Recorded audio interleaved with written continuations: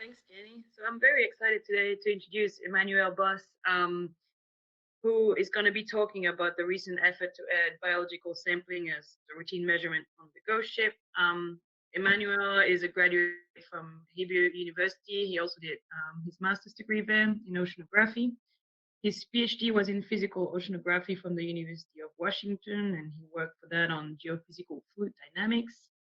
And it's during his postdoc that he switched his focus to ocean optics, both for observation and modeling. And that happened at the University of Washington and Oregon State University. He's a member of the Solar Scientific Steering Committee and also a current member of the Scientific Steering Committee for the IOCCG, IOCCP, and VGC ARCO. So please welcome Emmanuel. I'm very excited about this talk. Thank you, Cecile. I'm not anymore in SOLAS. I was until 3 years ago. I was a past member.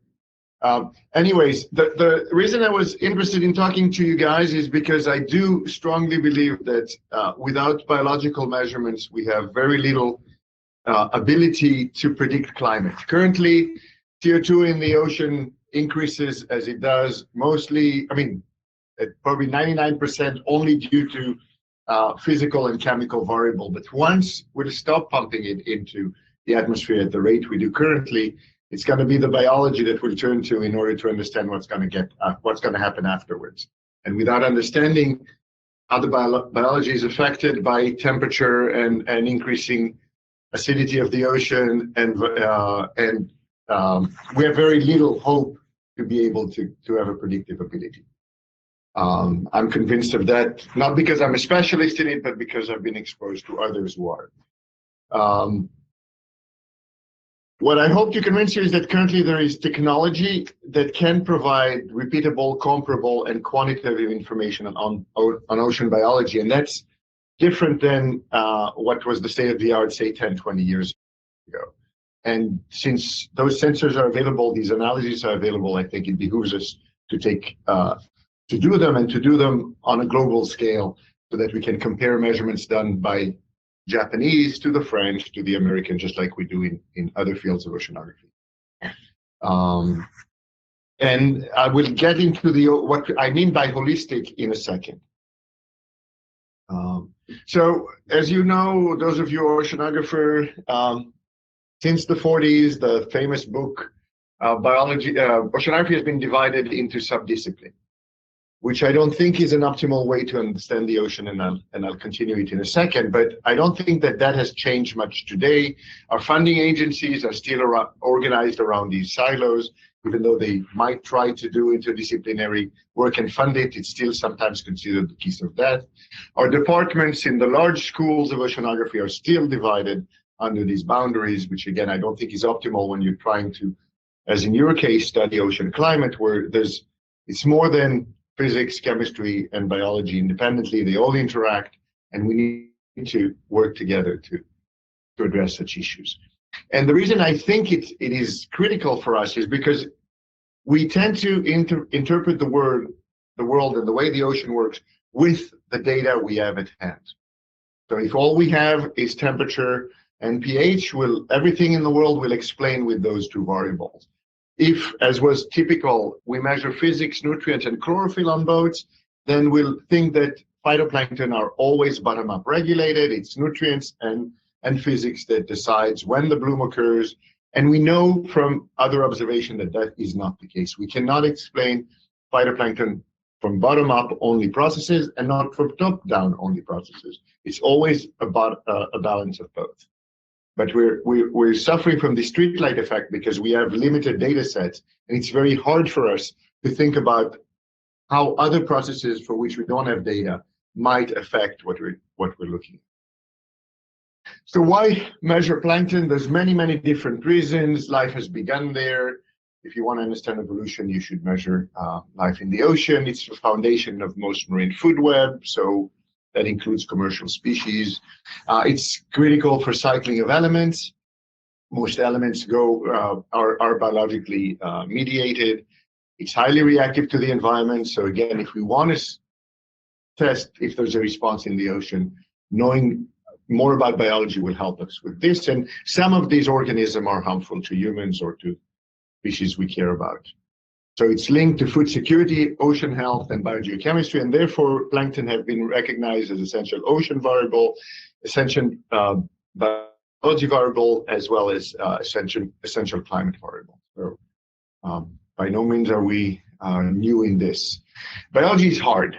There's many, many degrees of freedom, more than your typical scalar property.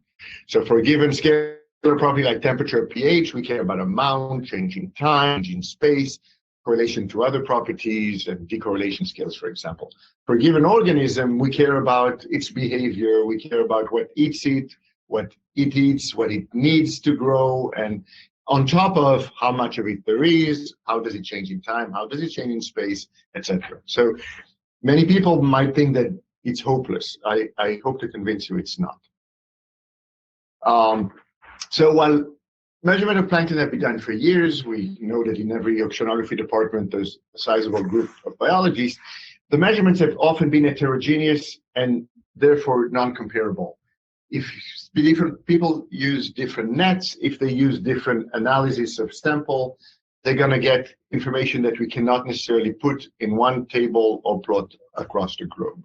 So it's critical to make that if we are to make quantitative measurements of ocean biology, the methods are standardized, they have known uncertainties, and they're holistic in the sense that they see much more the whole and parts of the whole, be it from viruses to fish larvae and to fish, than being just one part of that whole, which is much harder to interpret. The reason I'm got into this is via an expedition called Tara Oceans, a French expedition or European expedition, but with people from all over the world. It was focused on exploring plankton as well as coral reef ecosystem, but it was mostly plankton. It also had a large component of popularizing science and educating in the sense that every port this boat has ever been, school kids every day would come on and off and get excited about oceanography, which is very different than the way we typically do things in the US, unfortunately. So Tara Ocean did sampling on a global scale for these 4 years, initially in lower latitude, and then went up to the Arctic for 6 months in 2013. On the whole, there were 210 stations, and the stations were done the same way in every one of them. 40,000 samples for biology were collected. Surface, deep chlorophyll max in the mesopelagic, a whole bunch of genetics sample, microscopy, so a lot of imaging of samples, and flow cytometry. Flow cytometry is a method used for the smallest particle, where you recognize particle based on their scattering of light and fluorescence of light, from which you infer something about their size and something about and from that and the chlorophyll and orange fluorescence, something about what group they belong to. There was the Rosette on board, so 1500 CTD profile, underway measurements, which is the part that my lab was involved in, which had temperature salinity, ACS, which is spectral optics, an FRF, which is a fluorescence of organism, but fast fluorescence from which physiology is done. And then nutrient sample, HPLC samples, so these are pigments, and carbonate samples, so for carbonate chemistry. There's a little cartoon on the left-hand side. You can see the trajectory, so it's truly a global mission. A little less in the Eastern Pacific because the Fukushima just happened at the same time. The Western Pacific. So the trajectory has changed. Yeah, I'll stop there. But the idea was to measure everything from viruses up to fish larvae, using all these methods and pumping waters in different amounts and filtering, etc. With a very large group, about 100 scientists were involved. So this is what the holistic approach looked like. It means that you're collecting DNA all the way from viruses to metazoas. It means that you're taking images similarly of all these big groups, and that in the same time you're taking as much sample about the environment so you can relate the environment to what you're observing in your sample.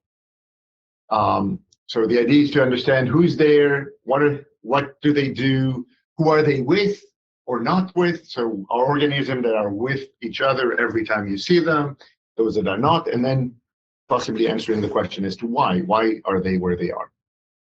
There's a good paper from Eric Garsanti that described the vision. Eric Garsanti, who was the person who was responsible really to bring this expedition together, it was a cell biologist, not an oceanographer, but an avid sailor who has dreamed of this kind of expedition following traditional expeditions in the 19th century, including by Darwin's and the Challenger, etc. So what did the TARA found? So a lot more than I'm going to tell you right now. Were special issues in science, etc. But some major things is that 40 million genes from around 35,000 prokaryotic taxa. Many of them are completely new with unknown functions.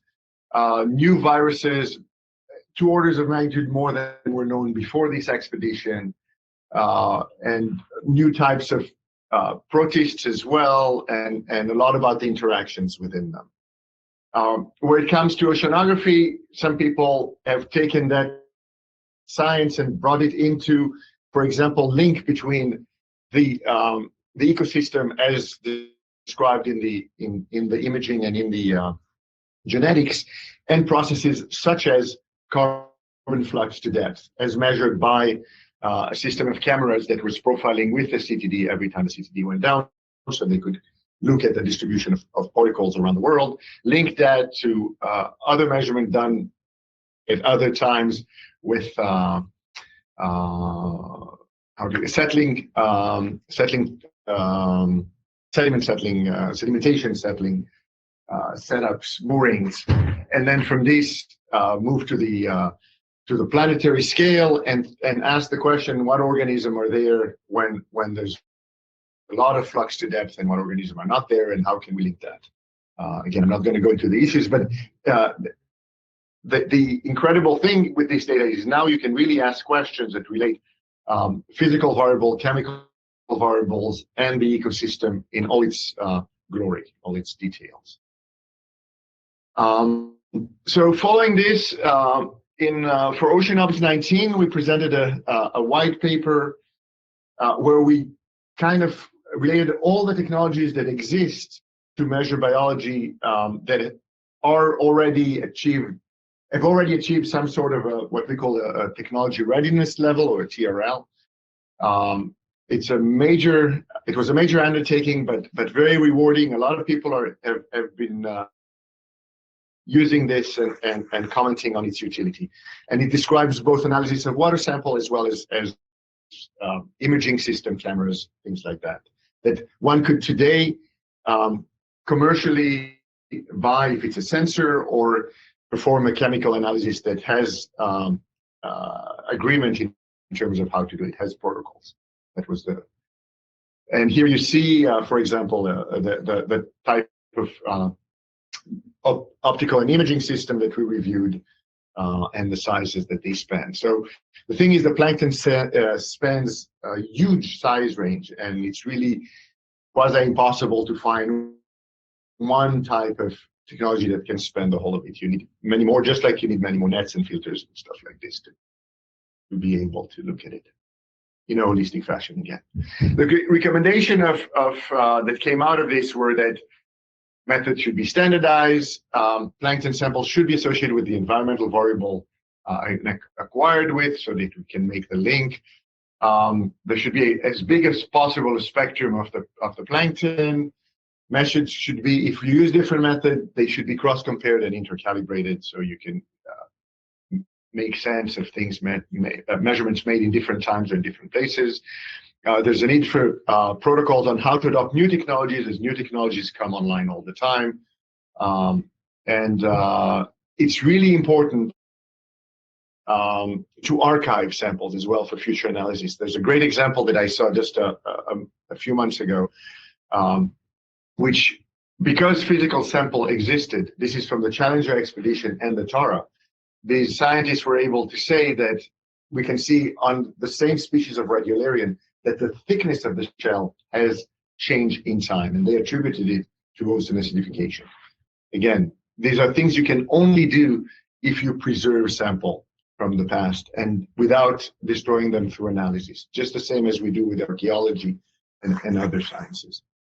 So if you want to be able to talk about climate and the effect of climate, it's critical that you have these archived samples.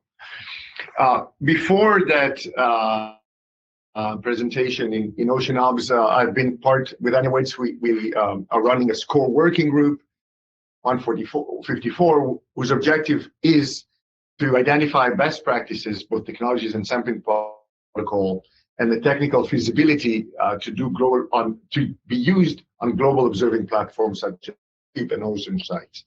OceanSITES is moorings. Go ships are these cruisers that have a revisit rate of between 1 and 10 years on lines that goes from a continent to another.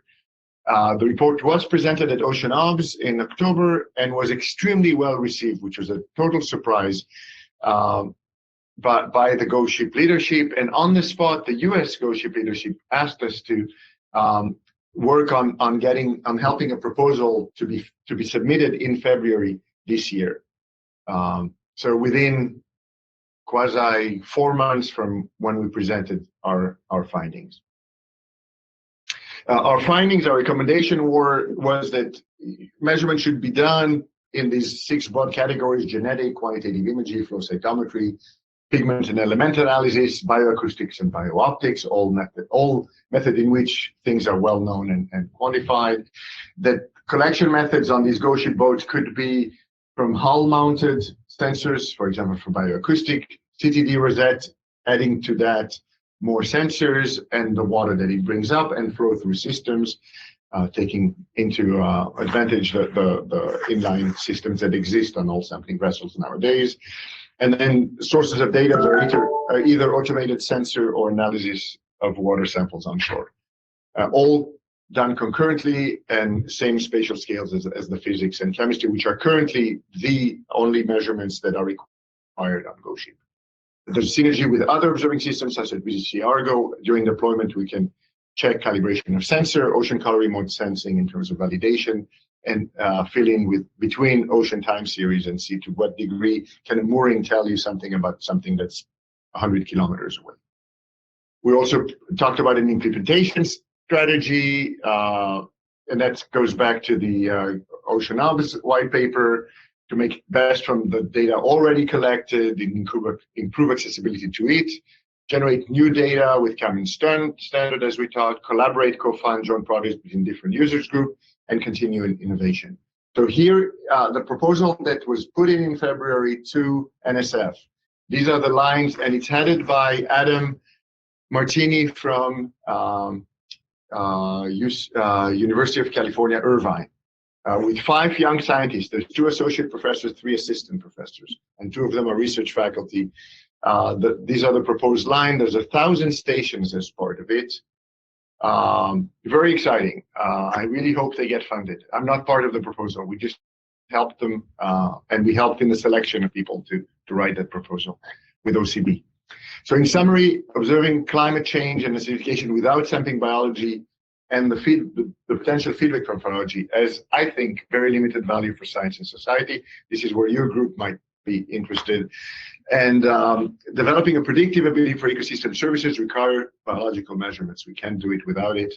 And hopefully what comes out of it is that if all the subdiscipline of oceanography work together, we have a much better chance in understanding how this planet works. Thank you very much.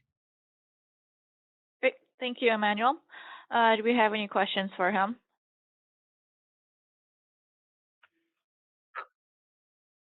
I'll start. Hi, Emmanuel. This is Sergey. I'll ask the first question. I think it was such a great talk. Thank you.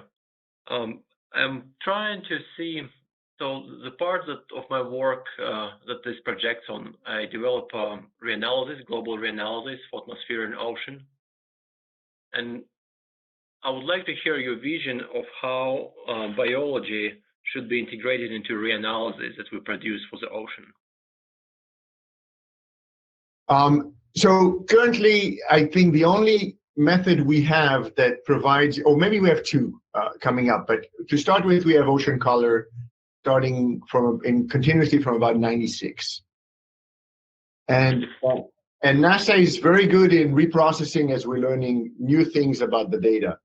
And in producing the most comprehensive set of products out of it. So I think that's the least we can do. The least we can do is things like chlorophyll, like POC, particulate organic carbon, from space on the same spatial scales that you have your reanalysis product.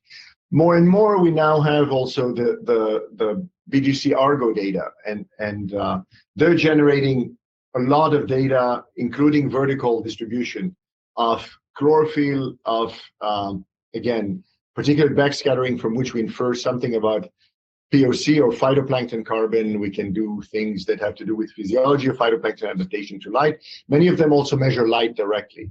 And so one can use them in particular to see to what degree are they consistent, these measurements, with the physical field. I mean, one question that I've been thinking about for a long time is to what degree are the decorrelation scales in biology controlling the variance in biology, given that variance in biology starts at the organism scale. Variance in physics is dissipated at those scales, at the Kolmogorov scale. So one would expect that there'll be differences between how the two are distributed, and from these differences we can learn a lot about the role of biological processes in distributing biology in the ocean. I don't know if I answered your question. Can you maybe elaborate a little bit on the second part? So what will be the scientific value? So if we go back to 90s, and Cecile has done a lot of work on it, so if you have an opinion, that would be, I'll welcome that as well. So what will be the scientific value of going back to 96 and producing this reanalysis? So these kind of statistics I was talking about can be a great tool to test models. If your model cannot provide biology variance in the way we're observing it in the field, there's probably a problem with your biological model in the way it describes either interaction within biology or biology and physics. So anything we can learn about the distribution of biology can be a test to the models that are trying to assimilate biology and physics into them. I think that's my 2 cents. Cecile knows more about it than I do. Well, I have a question. So since you mentioned my name, I'm going to ask my question, which is right about your answer. How do you, you've mentioned the synergy with ocean color and the biological data. How do you see the synergy between the work you presented and models? And you kind of started answering that, but instead of just being how the data can help the models, how do you see the models helping out, the data you collected? And well, models are very useful in telling us what the system is sensitive to. So models can be extremely useful in telling us, look, we know you have a finite amount of money. We'd like you to sample these kind of organisms. Don't ignore those in your sampling, because those are key to certain processes that my model is sensitive to. So, I never see modeling and observation done separately. They should continuously feedback on each other.